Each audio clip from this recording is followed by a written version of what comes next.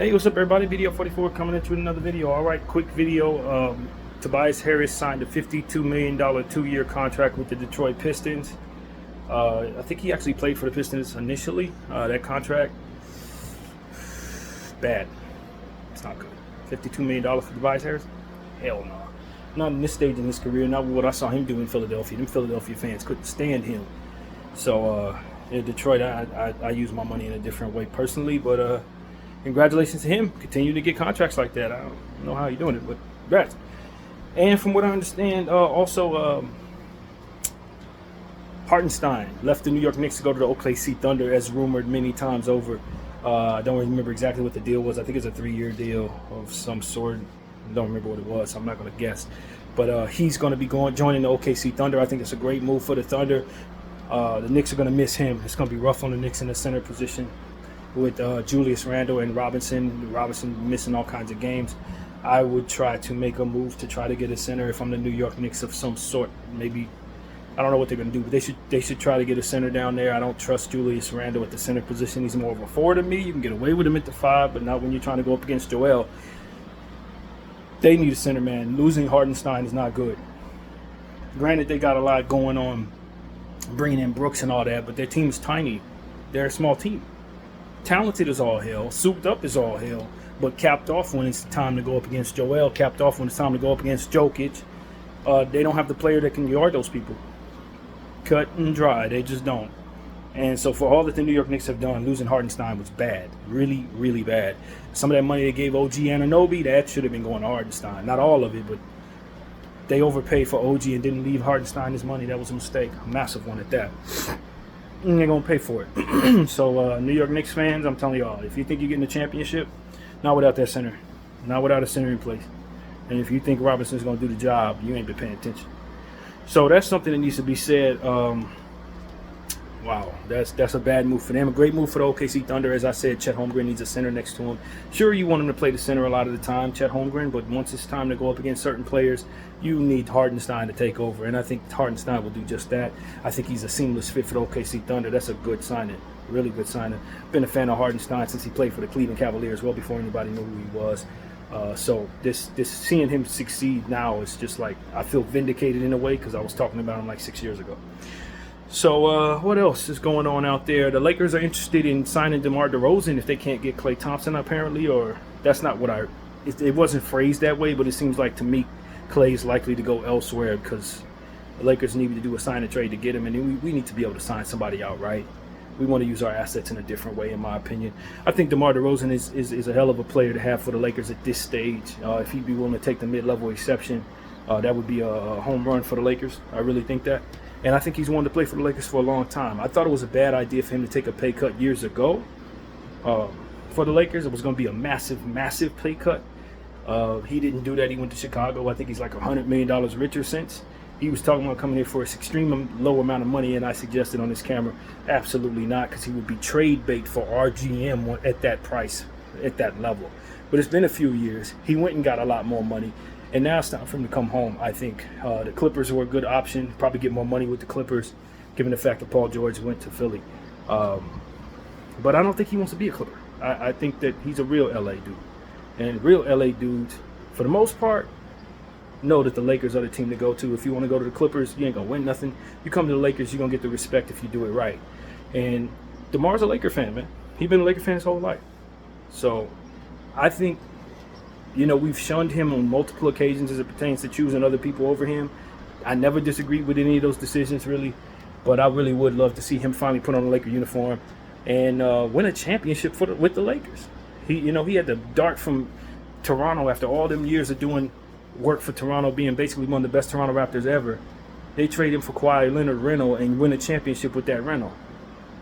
Heartbreaking. Send him to the bowels of San Antonio before Wemby, you know what I mean? So he had to sit in San Antonio for like 3 years, did work there, wanted to be a Laker, take a pay cut. It wasn't in his best interest. The Lakers chose otherwise, went in a different direction. I think we chose Russell Westbrook instead of him, which wasn't a good decision for us at all, to say the very freaking least. We paid for it, still paying for it. He went off in Chicago, as we already said. So we got a chance to get DeMar DeRozan.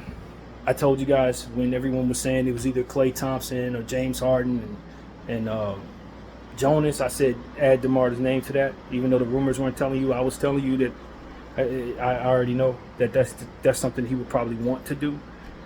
And now here we are, where I'm coming back around saying I was right.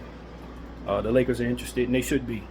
And he should be interested too at this point. Chicago ain't doing nothing. You could take another bag with Chicago if you like, but just as I advise you not to take a pay cut then, I advise you not to sign a big deal with Chicago now.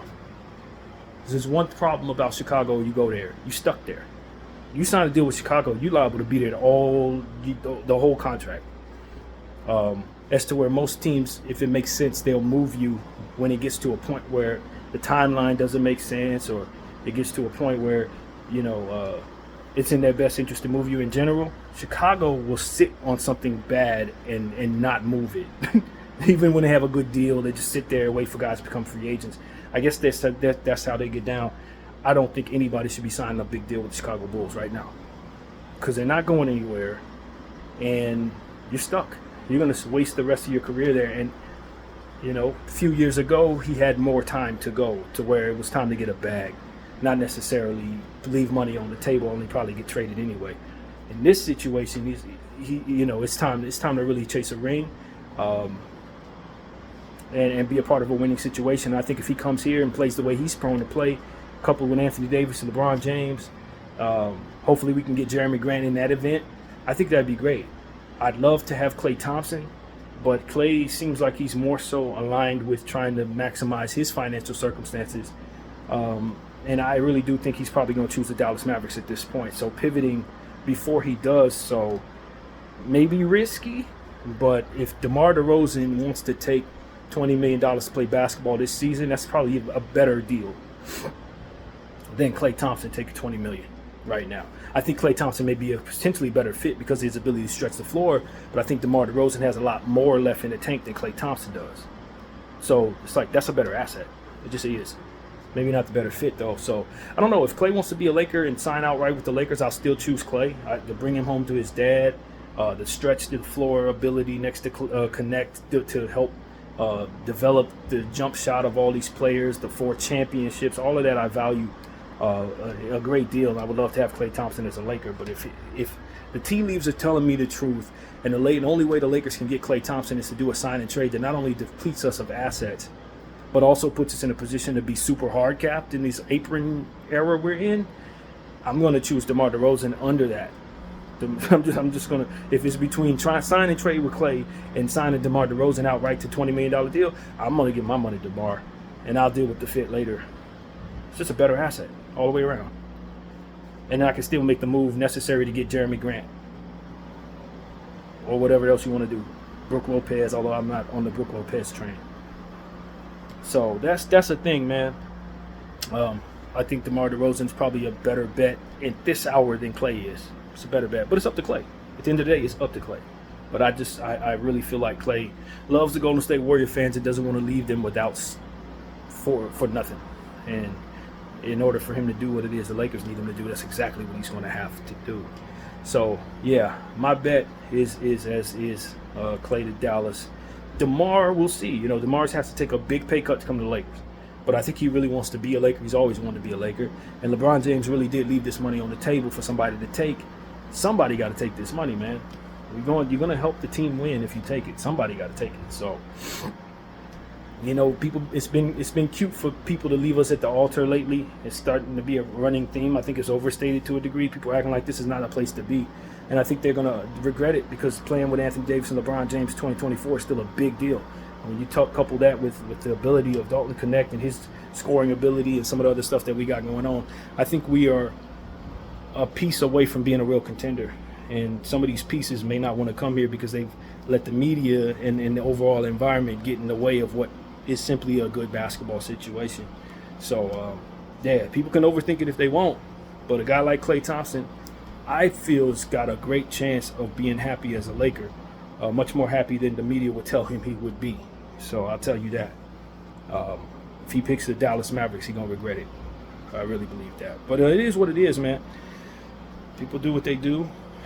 The Lakers do have a reputation. And like I said, it's cute to leave us at the altar for a lot of people. It's kind of corny, but it is what it is. And I'm not tripping at this point. I already know how this works. I watched Kawhi Leonard do it, and I saw it played out for him. So you can go down that road if you want to. But we don't have 17 championships because we're an unlucky franchise. Y'all keep playing with us. But you got to ask yourself why everybody hates us. It's because we've won. It ain't because we've done a bunch of stuff to annoy people. It's because we keep on beating the hell out of them every era. So think about that if you want to put on another uniform. But anyway, that's pretty much what it is. Paying attention to free agency. I'm pretty sure we'll get more news today. People have had about 24 hours or so to think about what they want to do. So I expect the Klay Thompson news to come soon. And then if Klay Thompson pivots away, as I expect he may, I do expect the Lakers to sign DeMar DeRozan if he's open to doing it at that mid-level. I think it would make a lot of sense for him, and I think it makes a lot of sense for us. And like I said, he's a positive asset at $20 million. When you look at what other people are making right now, that's a positive asset. Ain't no question about that. So it is what it is, man. I have grown fond of the Jeremy Grant idea at this point. Looking at the contracts that are running around out there, I've been against it for a couple years now, but when I see certain people make a certain amount of money and I look at what Jeremy Grant, what I expect him to do from here, that's a contract the Lakers probably should target at this point. The 4 years doesn't bother me at all right now. It really doesn't. So I'm hopeful to add Jeremy Grant, Klay Thompson, or Jeremy Grant and DeMar DeRozan. And then we still have to figure out what we want to do with the center position. Maybe we try to, I'm against this to a degree. Bring Robert Williams in, Time Lord. I love to have Time Lord based on his time with the Celtics. Taking anything from the Celtics is a smiling thing, but I just don't expect him to play a lot of minutes. But when you consider what the options are, that's probably a good idea.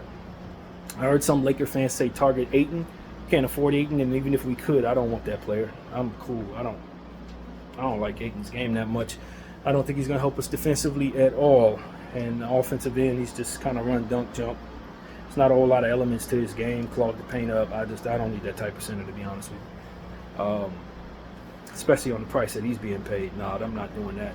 But to target Robert Williams and Jeremy Grant in this situation probably is the Lakers' best bet at filling the center position, as far as I can tell. Because I don't want no Clint Capella. Can't afford him anyway.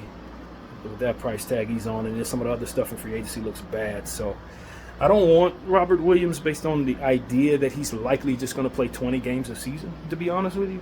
But when I look at my options at the center position, if we could rope him into that, it's probably a good deal. A lot of people like Brook Lopez. I understand that Brook Lopez had a good season last year. Maybe he hasn't fallen off a cliff yet. But at 36 years of age, am I really banking on him being the specimen that LeBron James is and just staying healthy no matter what at this age? I'm not. I don't know, man. I don't feel comfortable bringing in Brook Lopez. I just don't. He had a hell of a season last year. He had a hell of a season with the Lakers 6 years ago. But that's all. He's an older guy, man. I don't want to give up assets for him and then find out he doesn't have nothing left at the last minute. I don't want to be the team that has my value bottoming out, because I can't afford that, as we've talked about endlessly on this channel. So, at least with Robert Williams, he's a younger player, even though his body's old. He's not even 30, I don't think. So if we could take our time and get him healthy, keep him healthy, then we know his game is crazy. So for those who are on board with bringing in Robert Williams, I have to jump on that train, given the fact that we didn't address our center position, and the market's not looking very good for centers right now. And so that's just what it is. You just got to take what you can get. That may be the best we can get. But if you can find and canvas the league for better, or if you can get a younger center somewhere, somehow, that isn't full of injury issues somewhere in this league, then please do that. If you see a better plan, please do that, because we do need to address that, and we're not the only team that does, because the Knicks need a center too, and so do a few others. So, yeah, man, it would have been nice if we never gave away Zubac to the Clippers. Maybe you can go back and get Zubac. I don't know what his contract looked like, so it might not be feasible. But the Clippers need to dump salary and kind of pivot away from their win now timeline, whether they know it or not. So I would try to fill costs, try to get Zubac out of Clipperland if I could afford it, especially if we run dry on other stuff. I also hear Walker Kessler. Look, Walker Kessler's the best version of that. I know you're going to have to pay him eventually, so it might just be a rental. But if you can get Walker Kessler, that would be a home run. I don't think you get him without giving up picks, though. This is Danny Ainge we're talking about, and I don't want to give up any picks, not if I can help it. I understand that people are frivolous with picks. You know, oh, throw in one, throw in a half. Nah, I ain't throwing in nothing. Picks, first rounders, absolutely not. You can have all the second rounders in the world, but the first round picks are untouchable if I'm running things. So we just got to find a way to work around those margins. As you guys already know, I'm extremely adamant about that, and for very good reason. So I probably wouldn't be able to get Walker Kessler. I wouldn't be able to, because I would then have to turn around and give up picks only for him to assign somewhere else, likely when it's time to pay him. I don't want to do that. That's why Utah is ready to move Kessler. It ain't because he ain't a good center. It's because they know they got to pay him, and they don't want to create the space to do that. But I would tell them, if you're going to move on from some of them other dudes, you probably had the money, and you'll be happy you did, because he's a young center. He was just drafted last year. No real injury issues to my knowledge. He's only getting better. So if we can get Walker Kessler, that's a positive asset. He may even be worth a first-round pick in the grand scheme of things. But if we know we can't re-sign him, then that's a lost asset. That's a lost asset. So that's what I would tell the Lakers. If you don't see a path to be able to absolutely retain him, I would not trade for him at the price that Danny's going to likely demand. Yeah, that's what I wanted to say. So there are a lot of different directions to go. I think the Jeremy Grant trade probably looks the best to me right now, though. But that does not solve my center position issue. And it doesn't solve necessarily my point guard issue, which is going to be opening up very soon. So we better be ready for that. But hopefully we can do some good things in this free agency market. DeMar DeRozan, Klay Thompson, whichever one would take that mid-level, would really, really help our situation if they'd be willing. And if I'm judging things, I think probably it makes more sense for DeMar than probably Klay at this point.